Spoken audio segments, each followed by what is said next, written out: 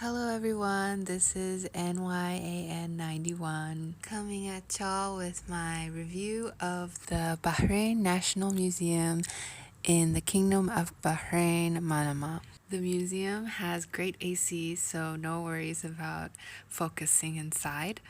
The display has a wide array of material objects from the Dilmun civilization, which is the strongest point of the exhibition in general. You can see pottery, iron, statues, coins, diagrams, analysis of different aspects of the Dilmun trade with other civilizations of its time, dating back thousands of years ago. The theme of trade runs up to a few hundred years ago as well. And the exhibition also addresses foreign invasion by the Portuguese, etc. The exhibition also discusses maritime culture, including pearling and how houses were built with palm leaves during the summer. And a huge section was reserved for folios of manuscripts, as well as other printed material, including traffic instructions and newspapers. Although I'm a modern historian, I was particularly mesmerized by a replica of a 1,000-year-old ivory figurine. It was originally excavated in 1925 by a Danish archaeologist E. Mackay. Something I noticed was that it did not include certain significant events, such as the battles waged by the Karamita state in Bahrain. Founded by Abu Sa'id al-Janabi, the capital was relocated from Hajar to Al-Ahsa after many plunders in Hajar. Specifically in year 903, also 290 years Hijri, Abu Sa'id controlled much of Bahrain and eastern region of Arabia.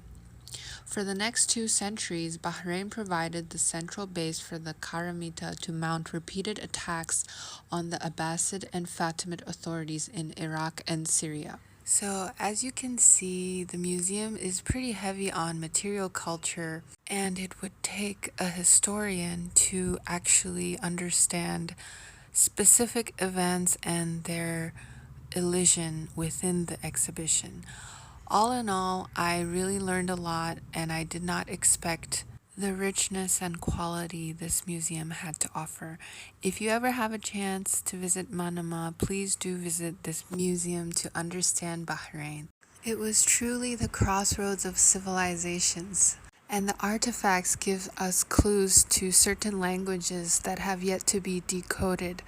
With its newfound wealth, the Kingdom of Bahrain also sponsored certain projects to recreate a minaret which was exhibited in the foyer of the museum. Here is some footage of me crossing the King Fahd Highway linking Bahrain to Eastern Arabia, which also used to be part of Bahrain.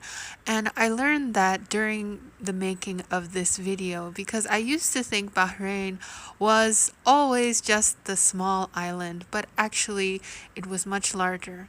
The current ruling family Al Khalifas migrated from Qatar and formally established the kingdom in 1971. They are Sunni monarchs, while the Karamitas forementioned were a sect of Shiism. They are most famous for sacking Mecca and stealing the black stone, and they kept it for 20 years until one day they decided to return it to Kufa.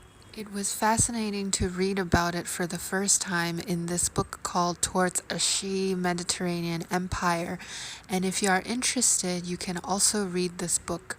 It is a translation by Dr. Shaynul Jiwa of a Sunni historian who lived in the medieval era. I particularly liked this paragraph.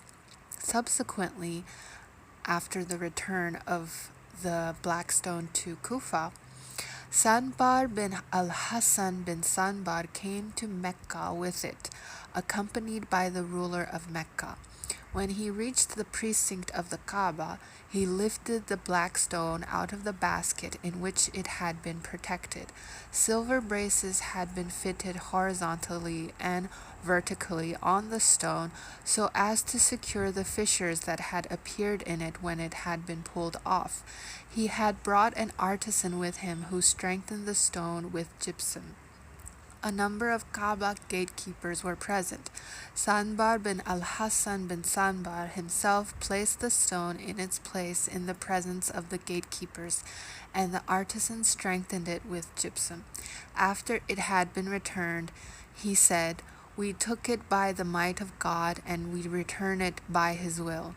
People gazed at it, kissed it, and touched it while Sanbar was circling the Kaaba.